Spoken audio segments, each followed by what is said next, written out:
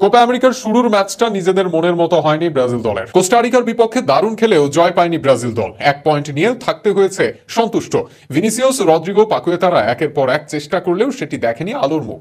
তবে প্রথম ম্যাচে পয়েন্ট হারালেও এখনো টিকে আছে ব্রাজিলের নকআউটে যাওয়ার সমীকরণ। ডি গ্রুপে 4 দলই খেলেছে একটি করে ম্যাচ। সেখানে এই গ্রুপের প্রথম ম্যাচে কলম্বিয়া জয় পায় আর এক লাতিন দল প্যারাগুয়ের বিপক্ষে। মুনোজ ও লারমার গোলে প্যারাগুয়েকে 2-1 গোলে হারায় কলম্বিয়া। আর সেখানে অপর ম্যাচে কোস্টারিকার বিপক্ষে গোল শূন্য ড্র করে ব্রাজিল। এই গ্রুপে বর্তমানে 3 পয়েন্ট নিয়ে সবার সেরা কলম্বিয়া, আর 1 পয়েন্ট নিয়ে যথাক্রমে দ্বিতীয় ও তৃতীয় অবস্থানে আছে ব্রাজিল ও কোস্টারিকা। তালিকায় সবার শেষে আছে প্যারাগুয়ে। পরবর্তী রাউন্ডে যেতে হলে ব্রাজিলকে হারা যাবে না পরবর্তী কোনো ম্যাচ, এর সঙ্গে জিততে হবে ন্যূনতম একটি ম্যাচ। যদি 3 ম্যাচ শেষে 5 পয়েন্ট পায় ব্রাজিল, তবে সম্ভাবনা থাকবে পরবর্তী রাউন্ডে যাওয়ার। সেক্ষেত্রেও তাকিয়ে থাকতে হবে অন্য দলের দিকে।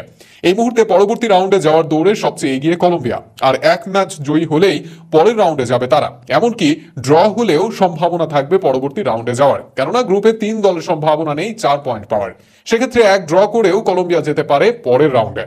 অপরদিকে ব্রাজিলকে যেতে হলে নিজেদের কাজটাও করতে হবে, একই সঙ্গে অন্য দলের দিকেও তাকিয়ে থাকতে হবে। যদি আগামী 2 ম্যাচের কোনো ম্যাচ ব্রাজিল জয়ী হতে না পারে, তবে সেলেসাওদের বাদ পড়ার থাকবে বড় সম্ভাবনা। এছাড়াও যদি প্যারাগুয়েকে হারিয়ে কলম্বিয়ার সঙ্গে ড্র করে কোস্টারিকা, তবে ব্রাজিল 1 ম্যাচ জয় এবং 1 ম্যাচে ড্র পেলেও তাকিয়ে থাকতে হবে গোল ব্যবধানের দিকে। অর্থাৎ সেক্ষেত্রেও নিরাপদ হবে না ব্রাজিলের সমীকরণ। সব মিলিয়ে ব্রাজিলের সামনে সবচেয়ে নিরাপদ সমীকরণ আগামী 2 ম্যাচে জয়। সেখানে অন্তত হারা যাবে না 1 ম্যাচেও, অন্তত 1 ম্যাচ জয়ের সঙ্গে 1 ম্যাচ ড্র করতে হবে। তবে সেখানেও নিজেদের এগিয়ে রাখতে হবে গোলের দিকে, চেয়ে থাকতে হবে অন্য দলের ফলাফলের দিকে। সব মিলিয়ে টুর্নামেন্টের প্রথম ম্যাচ শেষে কিছুটা চাপেই থাকবে ব্রাজিল দল। এবার দেখা যাক সেই চাপ সামলে ডরিমালের শিষ্যরা আগামী দিনে কেমন করে।